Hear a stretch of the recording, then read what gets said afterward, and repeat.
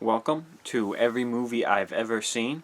This is a special March Madness edition where throughout the month of March I'm going to be reviewing Clive Owen films tournament style to figure out which one is best. Now, the movie that I'm going to be talking about today is Blood Ties.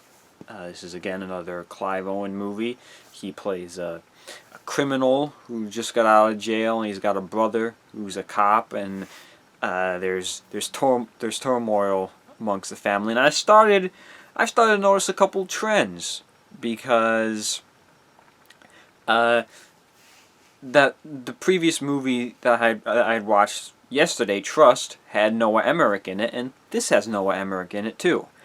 Green Fingers he's a convict. He's in prison. He's in prison for killing his brother accidentally, but he's in prison. He gets out and then he goes back in again to win the gardening prize at the palace thing. And in this movie, he also has a brother. He doesn't kill his brother, but he has a brother, and he's he's a convict, an ex-convict for a little bit. He eventually goes back to prison at the end of the movie. So you're seeing a lot of trends repeat here, and it was kind of weird to see Noah Emmerich pop up in two back-to-back Clive Owen movies, especially since he doesn't have that huge of a filmography, Noah Emmerich. So it's interesting. But yeah, this is a movie. Clive Owen's a convict. He's got a brother, Billy Crudup. He was Dr. Manhattan in Watchmen, and he's also Flash's father in Justice League, and maybe the Flash movie, if that's even still a thing. Who knows? Zoe Saldana, Gamora, and Star Trek lady, she's in this as well. Got Marion Cotillard, Talia al Ghul from The Dark Knight Rises. There's a lot of superhero stuff going on here. Mila Kunis. Yeah, a lot of superhero stuff. This is definitely so far. This has definitely been the most star-studded movie that I've seen. But unfortunately, it doesn't do much to help the movie because the movie wasn't all that good. It was kind of boring, not all that interesting. Yeah, I mean, there was a shooting scene that I thought was kind of interesting. Some of the deaths in the movie they're well done deaths. Jarring like a death scene should be. But besides that, there's really not much to write home about this movie. Clive Owen kind of plays a jerk in this. I was a little taken off guard when he just starts straight up killing people. I felt a little out of left field. But yeah, I guess the relationship is just about him and his brother, who's a cop, and he starts getting back up to doing bad things, and his cop brother kind of figures this out, and that puts him, in contention with what he does for a career. He ends up letting him escape after a big heist thing, so he ends up quitting the force. But yeah.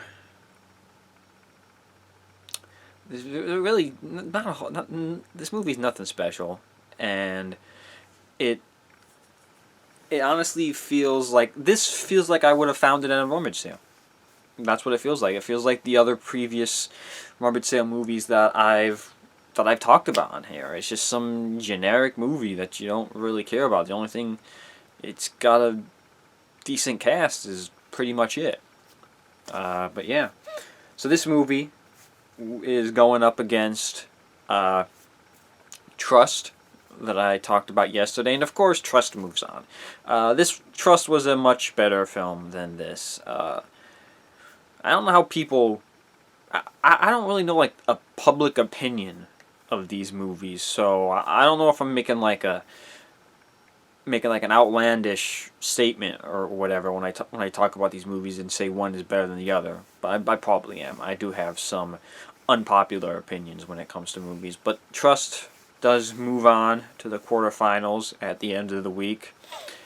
I just and it's not even that I enjoyed Trust more, because it's kind of a hard movie to enjoy, because it's like sad and uncomfortable and creepy, but it's a much better quality movie than this. Seeing all these Marvel and DC, superhero characters in this movie, kind of makes me wonder if we would ever see Clive Owen in a superhero film, part of like a big franchise, like a recurring role. I know he was in Sin City, which is I think Sin City is a graphic novel. I'm not gonna watch that movie. He, he, he's too supporting role. I kind of want all the Clive Owen movies I watch to be him in the lead, or at least like a co-lead. So I'm not gonna watch Sin City. I'm leaning towards not watching Closer, even though I feel like that's a big movie that he's in, because it does seem more like a Jude Law and Natalie Portman.